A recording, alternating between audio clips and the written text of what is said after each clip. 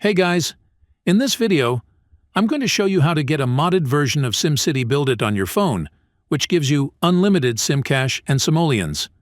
So, keep watching the video, and I'll show you exactly how to download it. It actually works, and it's super crazy.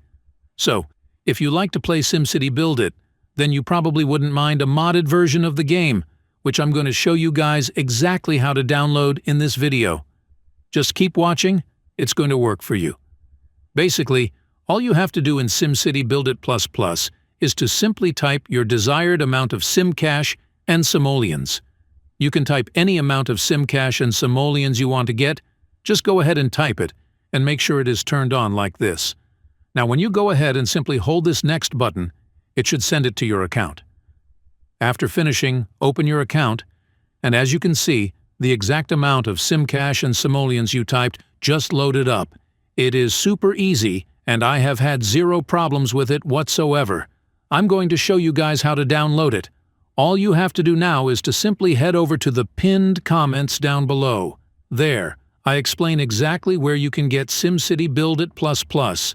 So just head over to the pinned comments, leave a like if this method worked for you at the end, and that's it.